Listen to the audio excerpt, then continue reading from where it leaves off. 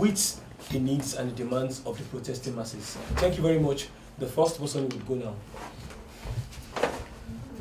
Comrade Adalamoye Michael Lenny. I'm one of the organizations actively mobilizing for this End Bad Governance protest. I mean, just as my colleague said, the aim of this press conference is to address important issues pertaining to our protest. I mean, this is the fourth day of the protest, and we've seen different level of attacks, victimization across board, so that we wish to use this opportunity to address some of these important things and to also respond directly to some of the points made by Mr. President. Of course, I will not call those things points, but I mean some of the things he expressed this morning. So, comrades, good morning once again. Presidential broadcast. Tinubu is out of touch with the masses and the demands of our protest. The insistence that the protests are politically motivated shows a deep disconnection with the masses. The economic progress the president reads out are for himself and his cronies and not for the masses.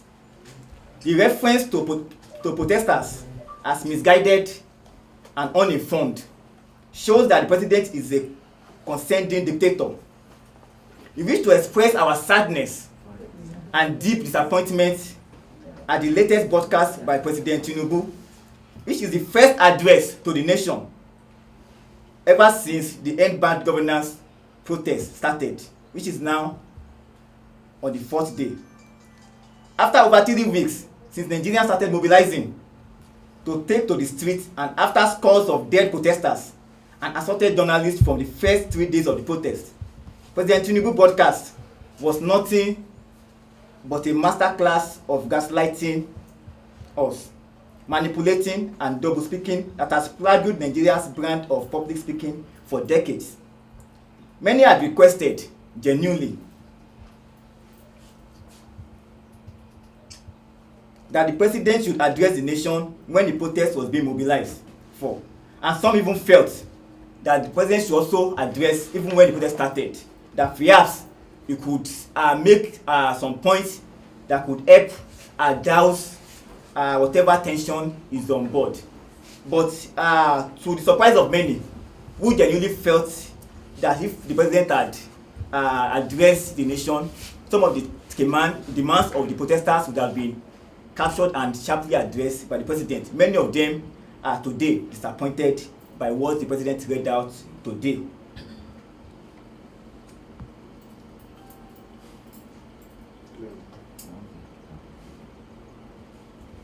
The president only justified state of violence on protesters because we all read out when the president tried to make it appear like what happened in the last 3 days. The level of death, injury, and attack on our fundamental rights is nothing but an unfortunate incident that could have been prevented. Of course, maybe too late could have been prevented only if the president himself had immediately met the demands of the protesters even before we commenced the protest. But what we witnessed was that the president himself, and not just him, even in cronies, turned deaf ears to our demands. And the president had to start speaking to various special advisors, people of different names who were never appointed by Nigerians in the first place. The claim by President Tinubu that our protests are driven by a political agenda to tear Nigeria apart is nothing but an attempt to call a dog a bad name so that it can be hanged. It is a gross misrepresentation of the obvious facts and has become the economic reality of all Nigerians. These protests have been largely faceless and leaderless because it was a spontaneous response to the deep economic crisis experienced by Nigeria. The sharp inequality, barbarous corruption, and gross human rights abuses that we have seen every day before us. The protest was a lawful response of the Nigerian people to the failure of the Tinubu government and the entire ruling class to address this endemic systemic crisis after over 4 months in power. 14 months in power, rather.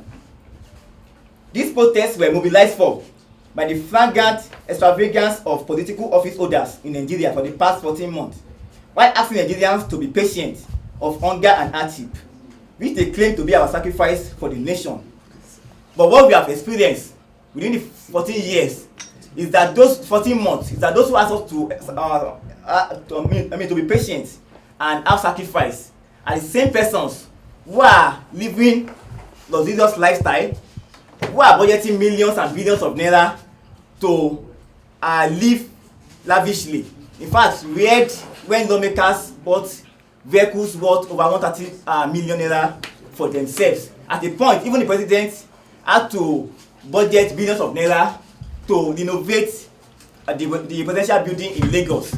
And from the record, the former president who spent 4 years in office only used that residence just twice in those 8 years. Yet the president felt the hardship faced by Nigerians were not needed. That what should be the priority of the government was to go and lavish billions of naira to renovate buildings. We think clearly that this itself is not sacrifice. That instead, Nigerians, the poor masses, are the ones being sacrificed by the Tinubu government. And it is on that basis that Nigerians themselves felt the need that enough is enough, that they cannot continue to live under this kind of hardship, especially when you consider the abundant resources we have in Nigeria to transform our lives, which was what mobilized for that protest. Because in the recent period, we've had many calls, especially from government supporters, that the protest they need to know the sponsors or people who are mobilized for it. But we've made it clear at different points that the Tinubu government himself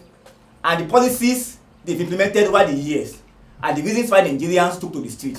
Therefore, they are the ones who have mobilized us for this protest. So, comrades, we'll move to the next speaker to shed more light on these points we'll make. Of protesters.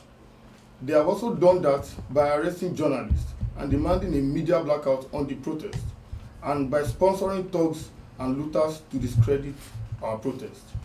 It is therefore infuriating to hear that the same president claims that he understands our frustration and sufferings. Our major blatant contradiction in this presidential broadcast is the part where he said our democracy progresses when the constitutional right of every Nigerian citizens are respected and protected. The actions of Tinubu's administration have been direct opposite of his statement, because they have been arresting journalists and protesters even before the mobilization for this recent protest started. These actions that are outrightly contradicting and undermining the constitutional rights he claimed to uphold. His administration has blatantly disregarded International Human Rights Convention, yet he said in the broadcast that the security operatives should continue to maintain peace, law and order, following the necessary conventions of the human rights, to which Nigeria is a signatory. If this is not of this establishment, because as long as you keep having poor people around you, then even you are not safe. An average hungry man is a potential criminal. The president keep making policies that only enriches the rich more, keep adding advantage to the rich and disadvantages to the poor.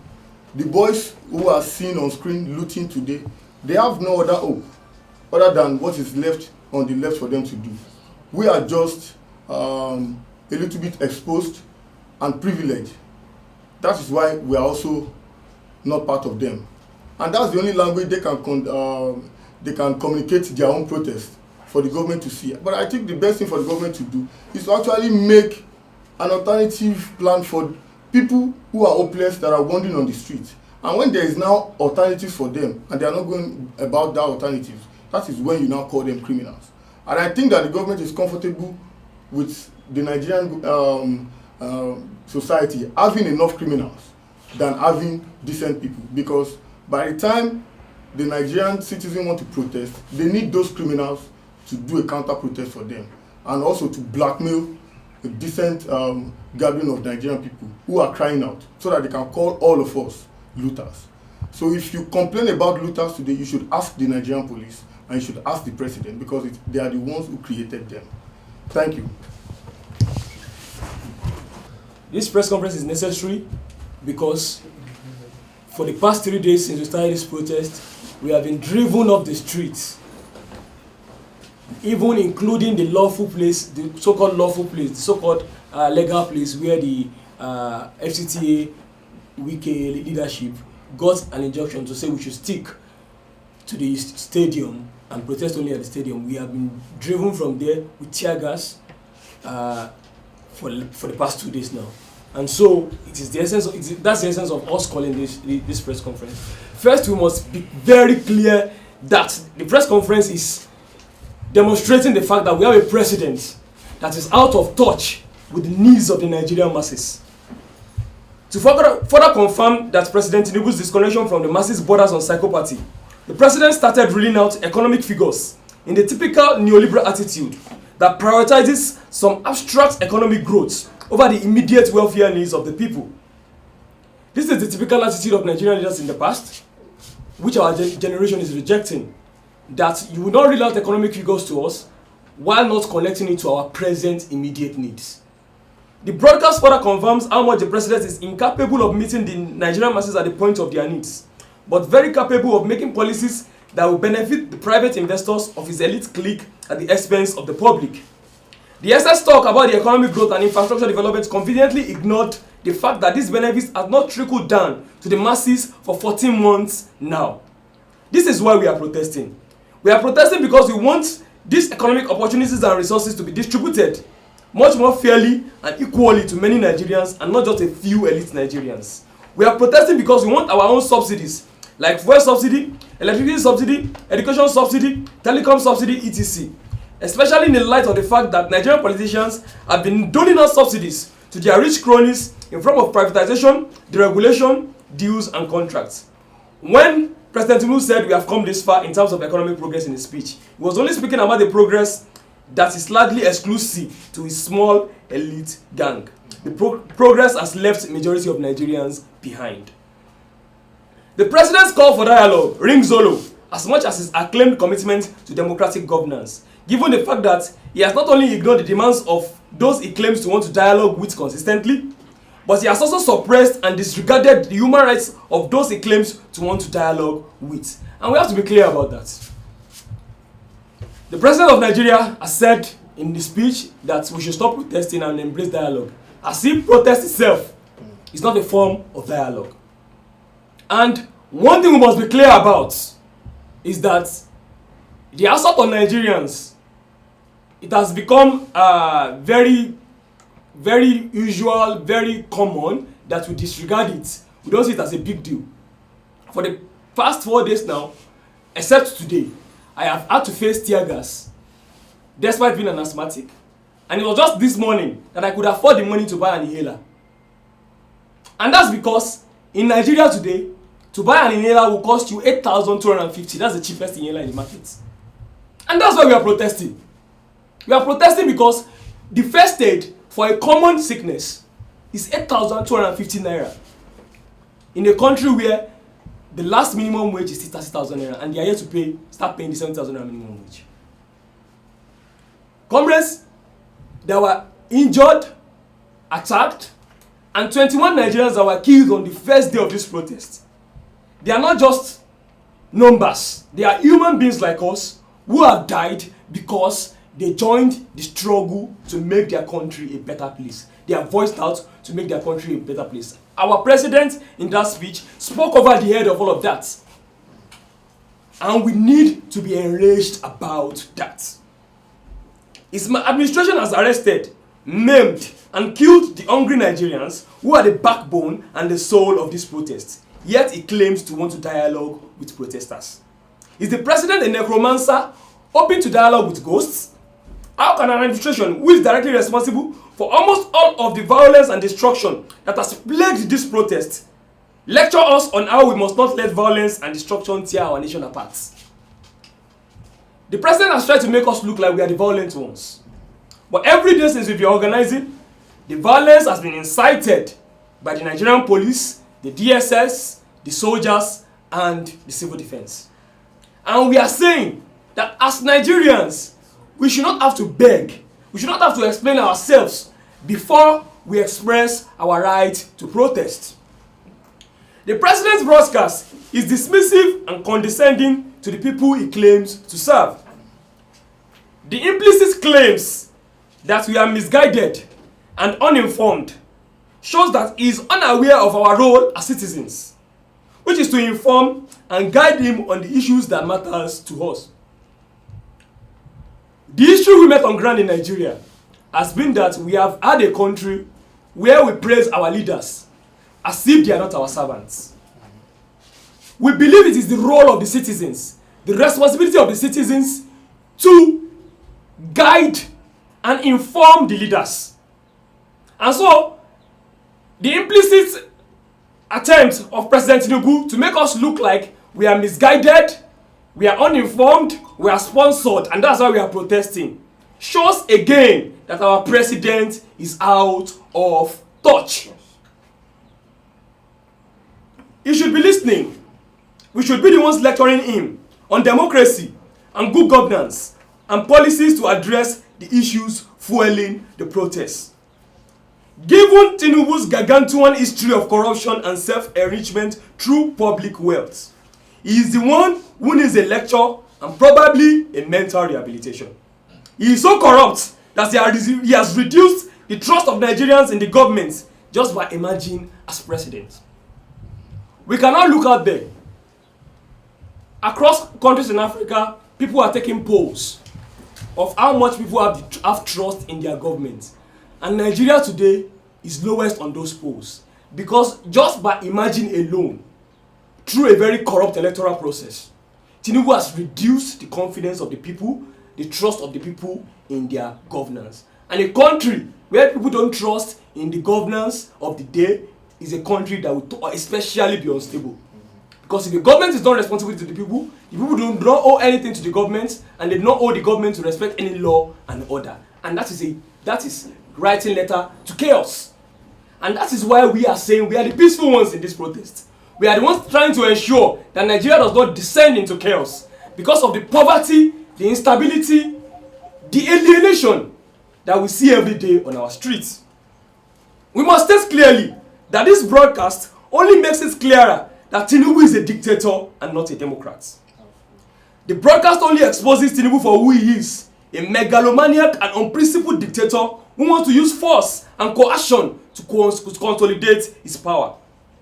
We therefore call on all Nigerians to come out in large numbers to continue this protest on Monday until our demands are met. By now we would notice that the Tinubu government has gone to the press to tell the press to stop capturing this protest with the hope that they can kill us all in silence. Yesterday, before we started the protest, where we were tear-gassed at the National Stadium, the cronies of the Tinubu government had gone online to say that protest is not holding today, that the youth are afraid, they can no longer protest again. But when that protest gathered momentum, they tear-gassed us and dispersed us. So this is to show that this government is only trying to use force and propaganda to stop us from actually organizing ourselves as Nigerians to demand for a better country. It is not too much to ask. The two-pronged approach of violence and propaganda has failed. The violence and repressions are just attempts to silence and control us, and the propaganda cannot sway or fool us. The struggle for a new and better Nigeria continues. We must not be tired. The future of Nigerians depends on our determination at this moment. And we use this opportunity to call on the people of Nigeria, especially those living in the FCT, to make their best efforts to participate in the protests as from tomorrow. We appreciate the fact that many Nigerians have trooped out to say that our demands are legitimate. This is the reality on the streets. And we must also point out that asking Nigerians to not protest, when that same government asking us not to protest, presently I got here late because there are 4 queues on the streets right now. So a government that is asking us not to protest but is making fuel scarce and making it very expensive, and the government would come on here and not touch on those issues and tell us that the fuel subsidy removal is still working. We want to ask, who is it working for? Is it the corrupt politicians who have built refineries in Malta? Who is the fuel subsidy removal working for? Is it working for the Nigerian masses? This is what we want to ask the Nigerian government. And this is what we are saying, that please Nigerians do not be swayed by the fact that they have tried to keep you at home with the fuel scarcity, by the fact that they are trying to keep you at home. Please come out tomorrow and protest. One thing we want to make clear is this: the court order to stop us from protesting anywhere we want, especially at the seat of power, which is the National Assembly and the 3 zone. That court order is not constitutional because Nigerians reserve their right to move on public roads. Public roads are built with public money. Nigerians reserve their rights to freedom of movement, freedom of speech, freedom of expression, and freedom of dissent. We should not have to beg the government before we assert our freedom of assembly. And so we would like to tell this government that the only way we can dialogue is what we are doing right now. We are doing this now to tell the government that this is our dialogue. We are telling the government that our demands still stand. Reversal of fuel price to what it was before May 29, 2023. Reversal of electricity hike, tariff hike. Reversal of school fees increments across board. Reversal of all of the taxes that the taxmaster himself, Tinubu, has introduced. These are our demands, and we are not reneging on these demands. Even though Tinubu has tried to tell us that the protests are stopped, Nigerians are tired.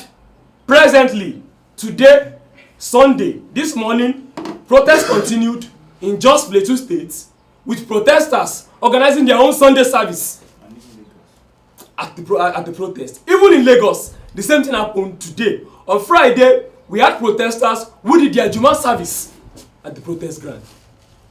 And so, we are saying that Nigerians are fully in support.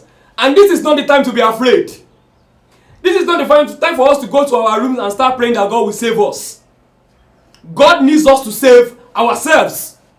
This is not the time to start saying, Shebi, God saved us from Abacha now. God will save us from this one. To know, this is not a military regime. And we must assert the fact that we are in a civilian democracy and we must be treated constitutionally as citizens of Nigeria.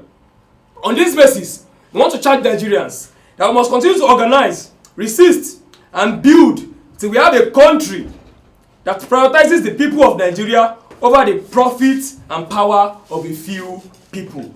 The struggle continues. A lucha continua. Victoria and South. Thank you very much. Your name and organization before you start. National Coordinator, Arewa Youth Ambassadors. And I will start with salute our people who has been killed by police officers in Kano, Katsina, and the other places. We better die on the street by our country's bullet than die by hunger. We are not afraid of bullets. We are not afraid of tear gas. We are afraid of life without purpose. A life without hope, and that is what our leaders have given us. We demand change, we demand justice, and we demand it now. We will not silence, we will not intimidate it. We will not fight for our, we will fight for our future, even if it means give our lives. To our leader, we say you have failed us, you have betrayed us, but we will not be defeated. We will rise up, we will resist, and we will claim our country. To our fellow Nigerians, we say join us, stand with us, stand with us. Together we can make a difference. Together we can create a better future. We better die on the street by our country's bullet than live a life of slavery and oppression. Thank you very much. Yes, I think we need to make the point clear. My committee had made our demands clear. But in addition to those demands, because I will not let the death, those who have died, to just be another death. Because we witnessed what happened to NSAS. All of the persons who were killed then, till today, we've not been able to get justice for them. so that we need to hold the persons who are accountable for the attack on our fundamental human rights, as well as the killing of innocent protesters across the nation on the very first day of this protest. So that we are demanding that the IGP and including the CP of police in Abuja must be held accountable for the gross human rights abuses that happened on the very first day of this protest in Abuja and elsewhere too. And also, we also need to make it clear that the Minister of FCT, the Garulus Wike, he has undermined the right of citizens in Abuja to peacefully protest and even gather, which is why we are faced with this court injunction. So that we are also calling that demanding that Wike himself is unfit to continue to govern within the democratic sphere of the FCT. And again, tomorrow we'll be out in mass. Our people will be out to further the protest, because the protest continues. As you all recall, it is a 10 days protest, and even aside that, 10 days and beyond. Because from all indication, the government does not appear or is not displaying any form of readiness to meet our demands. We all read what the president read out today. No single demand from this protest was addressed by the president. So that our protest continues. And tomorrow is going to be a mass protest on Monday, and we'll be gathered at the National Stadium. And the question that was asked, are we going to go inside the stadium or not?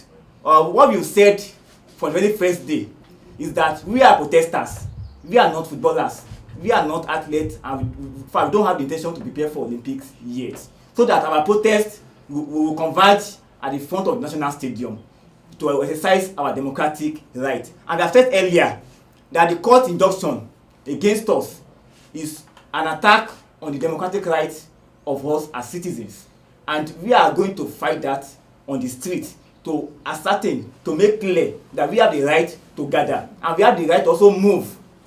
Because we will not let the government to tell us how to express our anger. We will not let the government to restrict us to say protests can be held at social point. Because like we said earlier, our parents fought so hard against the military dictators. We are not going to watch in our own generation, our own time, why under civilian rule, citizens cannot protest or citizens cannot gather where they are supposed to gather. So on Monday, we'll be held en masse and we'll be held to exercise our rights, both the freedom to assembly and the freedom to move. So we need to make this very clear. And also, we need to make one important point, that the government of the day is gradually introducing the military into this protest. From the very first day, the military came in their armor tank. Although they were not active, but they came driving into protesters in the way of dispersing us. The second day, they were also there. The third day, many of our protesters were shot at.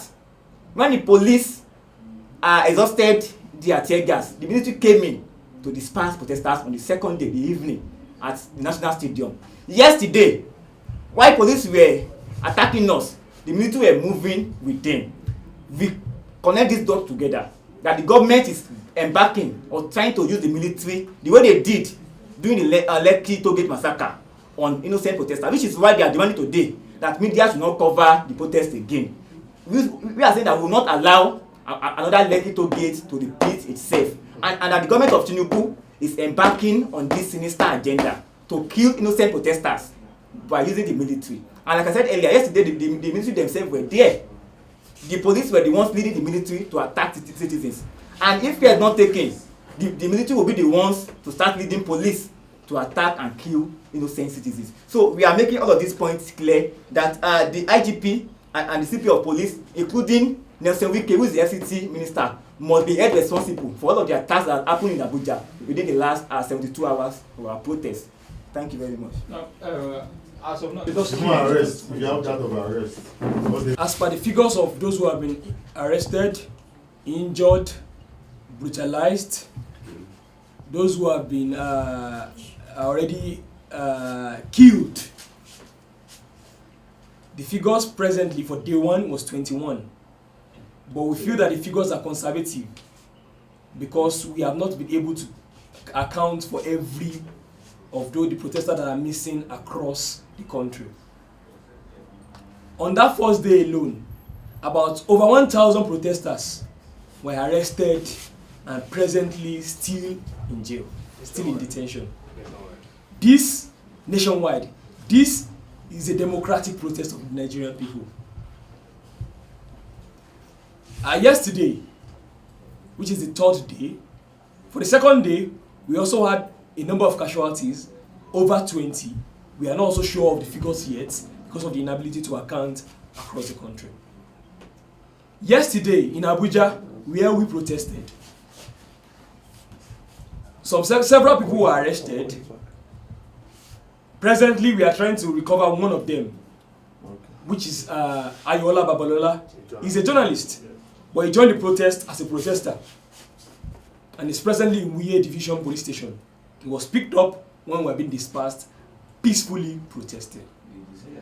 So, we are calling on Nigerians, and this is not a task. This is not a task for just activist lawyers. We are calling on the NBA, which is the professional body of lawyers in Nigeria. The lawyers will have nothing else to defend by the time Tinubu tears apart the Nigerian constitution. If there's nothing to defend anymore, then the lawyers have no job to do again. The people will sort out their differences on the streets, and it will be chaos. And so we are appealing to the NBA, which is the professional body of lawyers, to join in this struggle and ensure that across the country, everybody, alongside the activist lawyers who are already taking up this issue, across the country, we get all protesters and detained Nigerians released. We are also appealing, because what we have heard recently is that the Inspector General of Police instructed hospitals that if there's anyone with a gunshot wound, they should report to the police first. This is something that's created crisis in this country last year in Abuja, when someone was not treated because the doctors were waiting for a police report. The same police came and said it is no longer necessary, that doctors can start treating people. But because the protest is going on, they brought in that policy again and are asking that if there's anyone with gunshot wound, the doctors should report to the police before they are treated. That only means that the police is preparing to shoot protesters and ensure that they don't get treatment until they are dead. This is the climate we are in Nigeria. And everybody must be aware we are now in a civilian dictatorship.